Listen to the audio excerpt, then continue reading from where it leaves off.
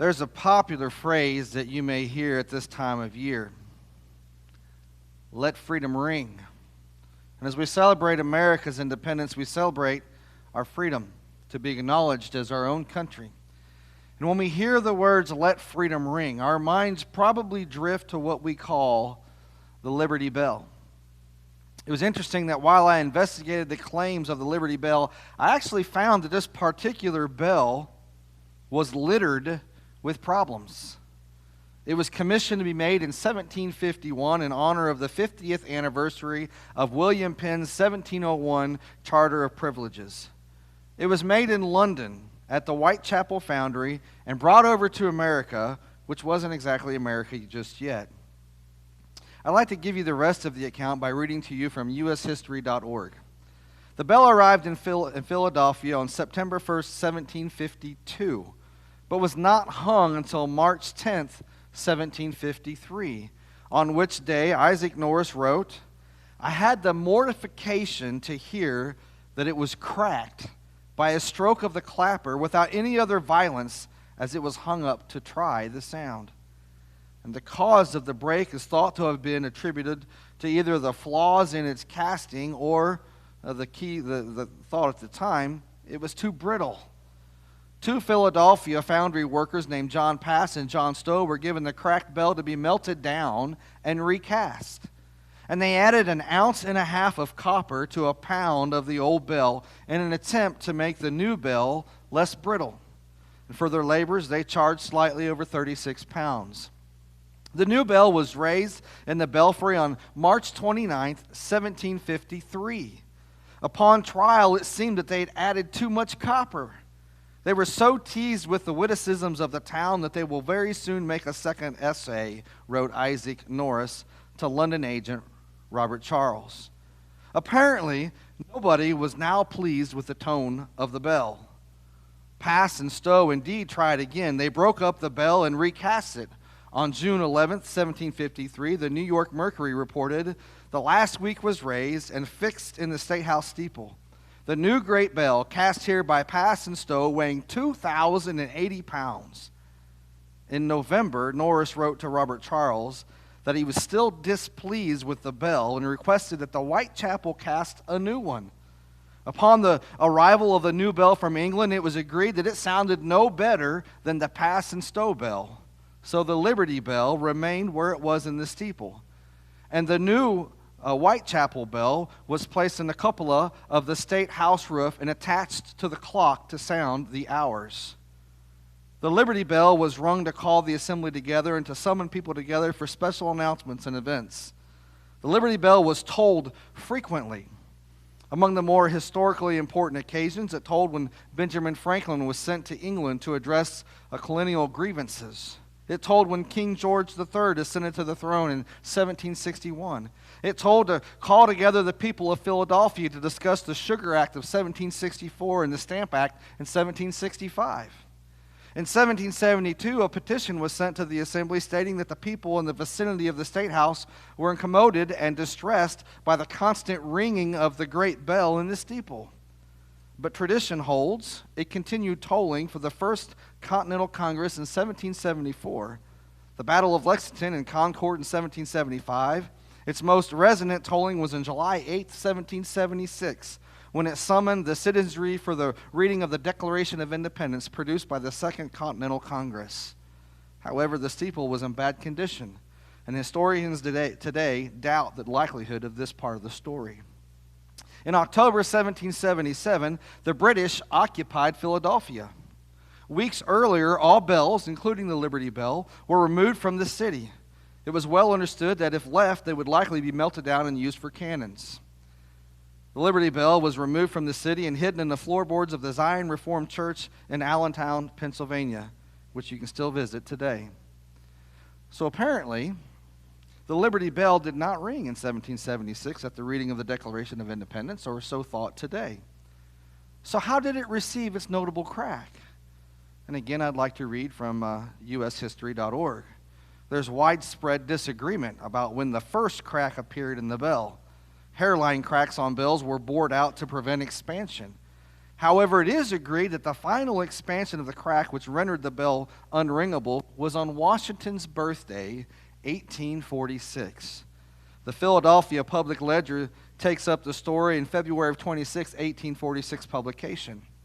The old Independence Bell rang its last clear note on Monday, last in honor of the birthday of Washington, and now hangs in the great city steeple, irreparably cracked and dumb. It had been cracked before, but was set in order of that day by having the edges of the fractured filed so as not to vibrate against each other. It gave out clear notes and loud and appeared to be in excellent condition until noon, when it received a sort of a compound fracture in a zigzag direction through one of its sides, which put it completely out of tune and left it a mere wreck of what it was. Even though it's been questioned as to whether it rang in 1776 or not at the reading of the Declaration of Independence, people today still go and see the Liberty Bell. It's become an American icon of freedom. It actually started to become this American icon during the Civil War. It was used in the Civil War as a symbol against slavery, and since the North won the Civil War, it remained as a symbol of freedom. Today, not so much as a symbol of freedom of slaves, but more as a symbol of our freedom as a country. And it's interesting that the Liberty Bell became an icon through the Civil War against slavery, for slavery is exactly where Israel finds itself after the days of Joseph. For 430 years, Israel was in Egypt. It started in grandeur as Jacob and his entire family moved to Egypt to join Joseph because of the great famine that ravished the land. And since Joseph was second in command at that time, Israel and his family were treated well. But after time passed, Egypt forgot what Joseph had done for them and turned against the Israelites. In fear, they would band together with Egypt's enemies and overpower them. So Egypt forced Israel into labor. With taskmasters over them, they were whipped, they were beaten, and forced to work ruthlessly. That is, until the days of Moses. God sent Moses back to Egypt to free his people. And if you read through the book of Exodus, you will see Moses did just that. However, in freedom ringing for Israel, there was struggle as they looked forward to that freedom. They enjoyed their freedom, and then there's got to be that faithfulness. And I feel it's the same with our freedom today. We had struggled as we separated from Great Britain, as we look forward to our freedom. And then we enjoy our freedom even now, but we still must remain faithful. Let's start by first looking at the struggle Israel underwent looking forward to their freedom. We see it first in Exodus 5. Grab your Bibles. Turn with me as we take an overview of Israel's freedom. Look at Exodus chapter 5. We're going to look at verses 7 through 9. And as you turn, understand that Moses has returned to Egypt. He has sought an audience with Pharaoh and demanded that Israel be permitted to leave to hold a festival to the Lord in the desert. And not only did Pharaoh say no, but he made an order. And you can read the order as we read it in Exodus chapter 5, verses 7 through 9. You are no longer to supply the people with straw for making bricks. Let them go and gather their own straw, but require them to make the same number of bricks as before. Don't reduce the quota. They are lazy. That is why they're crying out. Let us go and sacrifice to our God. Make the work harder for the men, so that they'll keep working and pay no attention to lies. Israel was becoming a stench to the Egyptians. In the course of days, Moses would visit Pharaoh, and Pharaoh would demonstrate his stubborn heart. God produced great miracles, and Pharaoh would be humbled, but only until the miracle was gone, and then pride filled him up again. These miracles that I refer to are plagues to Egypt. Blood, frogs, gnats, flies, death of livestock, boils, hail, locusts, darkness. Finally, the death of the firstborn. This is all a time of struggle for Israel, a time that Israel had to look forward to the freedom that they would one day have. As that very freedom was beginning to break out of the grasp of Egypt, struggle was present.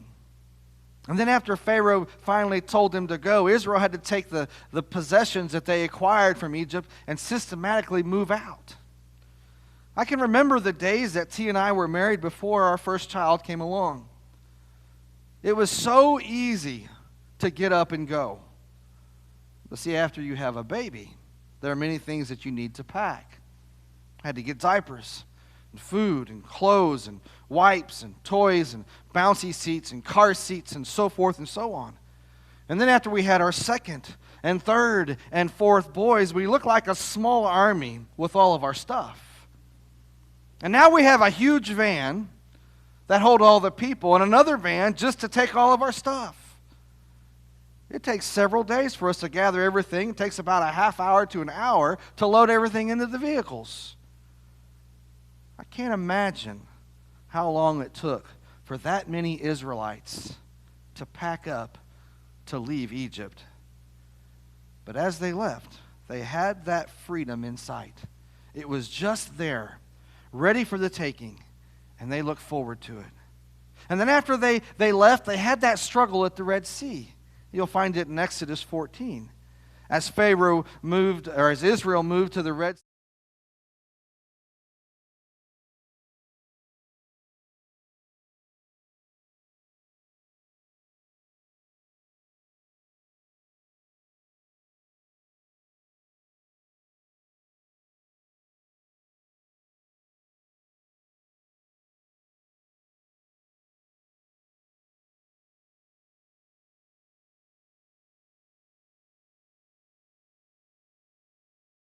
God divided the waters and kept it divided by using a strong east wind. And while the Israelites saw the miracle, they could see the freedom on the other side of the Red Sea. All they had to do was move from one side to the other. And as they did, Egypt fell in behind them. And the scriptures say that it was during the third watch of the night that God looked down and threw the Egyptian army into confusion. He caused for even their chariot wheels to fall off. And this would have been around anywhere between midnight and 3 a.m., as that's the third watch. Then Moses stretched out his hand over the sea, and the unexpected happened. Look at verses 27 and 28 of chapter 14. Moses stretched out his hand over the sea, and at daybreak, the sea went back to its place. The Egyptians were fleeing toward it, and the Lord swept them into the sea. The water flowed back and covered the chariots and horsemen, the entire army of Pharaoh that had followed the Israelites into the sea. Not one of them survived. And as a bit more of a vivid image, look at verse 30. That day the Lord saved Israel from the hands of the Egyptians, and Israel saw the Egyptians lying dead on the shore. This moment right here, this moment is the moment that Israel knew they were free. Egypt could no longer pursue them. And with the way that God brought them out in such a mighty way, the other peoples would be afraid to stand against them as well. Now, like Israel, we as America, we had our struggle. We had our time of looking forward to our freedom. Our struggle was against Great Britain. On April 19, 1775, a shot was fired in Lexington that has been dubbed the shot heard round the world. It was dubbed this because it was recognized as the first shot of the American Revolution. We signed our declaration July 4th, 1776, and the fighting continued until September 3rd, 1783, when the King of England signed the Treaty of Paris. It was a fight in which not only organized colonists fought, but also every American who had a musket would take shots at the redcoats as they marched through America. It was a struggle that was endured because they had their eyes set on freedom. They looked forward to it. It was a struggle that they continued to look forward to until that peace treaty was signed. And once the peace treaty was signed, America could then enjoy its freedom, just like Israel could enjoy her freedom from Egypt.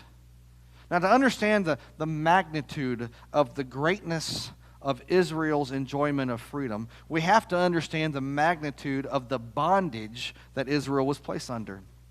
If you would turn back to Exodus chapter 1 and look at verses 8 to 14 and verse 22, this is what's written there.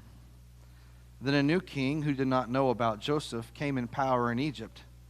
Look, he said to his people, The Israelites have become much too numerous for us. Come, we must deal shrewdly with them, or they'll become even more numerous. And if a war breaks out, we'll join our enemies, fight against us, and leave the country. So they put slave masters over them to oppress them with forced labor. And they built Pithom and Ramesses as store cities for Pharaoh. But the more they were oppressed, the more they multiplied and spread. So the Egyptians came to dread the Israelites and worked them ruthlessly.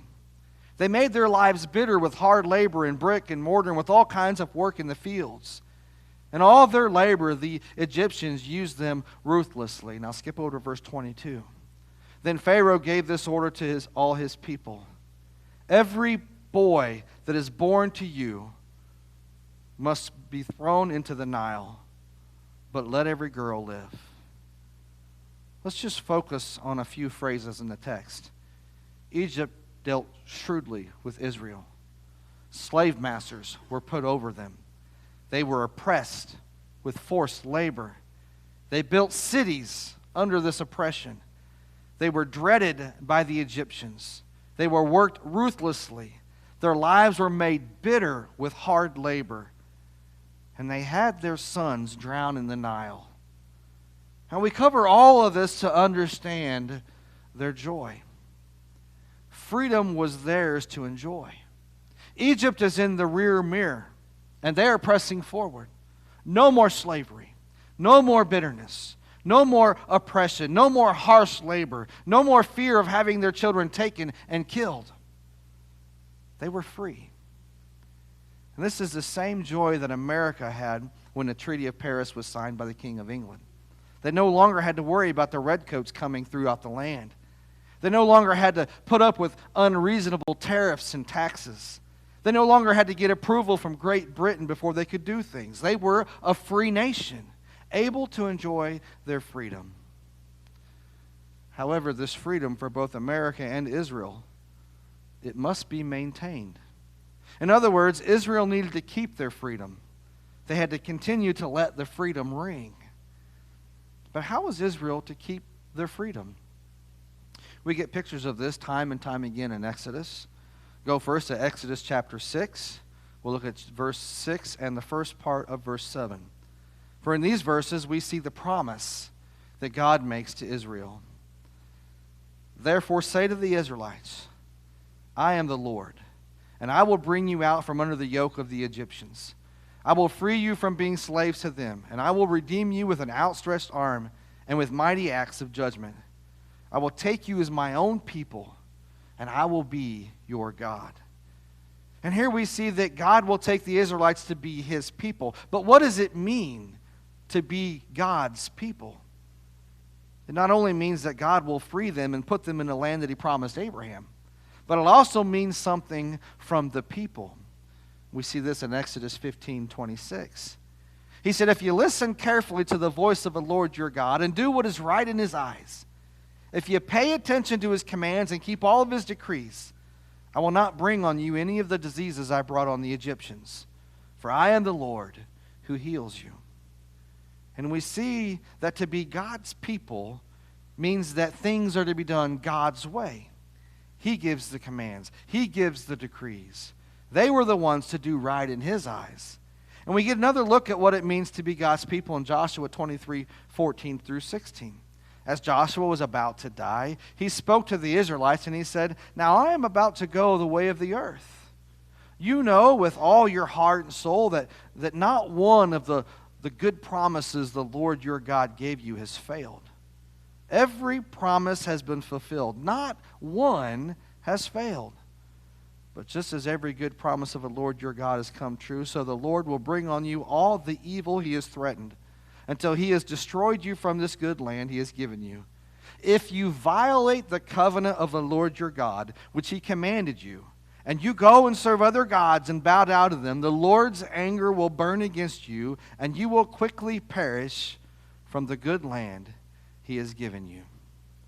And what we see is that as long as the people of Israel were faithful to God, he was faithful to them. But if they abandon him to seek after other gods or other idols, he will turn against them. So in order for Israel to keep the freedom, They had to be faithful to God. And as long as they were faithful to God, they continued to enjoy that freedom. In other words, their freedom continued to reign. Unfortunately, throughout the history of Israel, we see time and time again where they did turn to other idols. And they did turn to other gods and goddesses. And God turned against them. And they were subject to other people. But when they repented, God took them back. And once again, they enjoyed that freedom. Now, this is something that we as a country need to understand about God. And yes, I know that Israel was a special nation to God, but America was built on Christian principles. Matter of fact, it was important to our forefathers to establish America as one nation under God. And if we continue to do what God desires, then God will be for us. But if we continue to turn to other idols, then God will turn against us.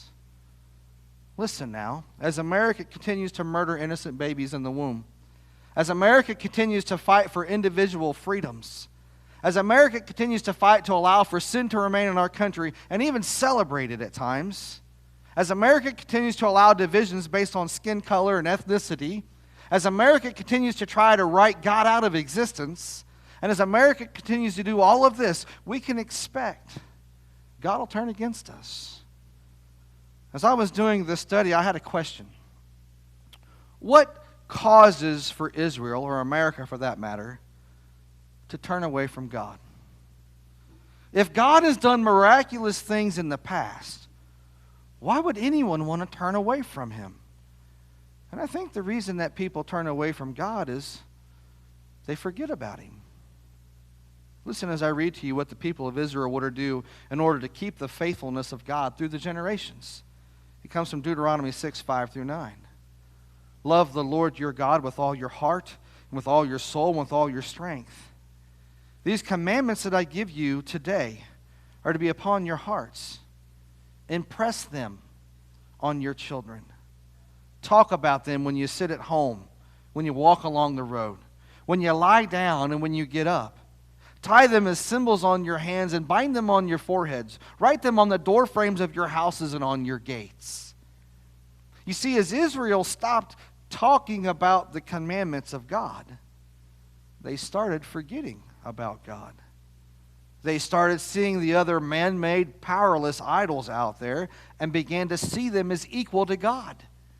And then they started worshiping these idols and forgetting about God. And this is the danger that we have in America today, that God's people stop talking about God. Maybe it's because we feel everyone in America has already heard about God, so we don't want to beat a dead horse. Listen, Israel was told to talk about the commandments that God gave all the time. Talk about them when you sit at home and when you're on the road, when you lie down and when you get up. And I like this one because it shows us that God should be the last thing that we think about when we end the day and the first thing that we think about when we start the day. If we would simply open our mouths and speak of the faithfulness of Jesus Christ, more people would know the freedom that we have in Jesus Christ. Now, as we embark on celebrating our independence, it's wise for us to remember the independence of Israel that we see in Exodus. Look at the struggle they had as they looked forward to their freedom. Look at the enjoyment of their freedoms. They were no longer under the rule of Egypt. And look at how they were to keep their freedom by being faithful to God. We should take the time to remember the struggle of America becoming a free nation as they look forward to that freedom. We can enjoy that freedom even today, but we need to keep the freedom. Faithful people of God need to continually be talking about the faithfulness of Jesus Christ. And so as we celebrate our independence, think of how you can share Jesus with others so that we might do our part to be able to continue to let freedom ring. Will you pray with me? God, we do enjoy freedom here. And there's not one of us in here that can see that freedom being threatened. And the way America has turned, and the way the hearts of the leaders of our nation have turned. God, we pray for you to humble them, that they can see your mighty hand, and they may submit their lives to you. And God, with us as we live our daily lives, let our joy shine. Let us have the boldness to talk to others about the freedom that we have in Jesus because of his crucifixion. Let us share, God, what you have given us. We thank you for your Son. In your Son's name we pray.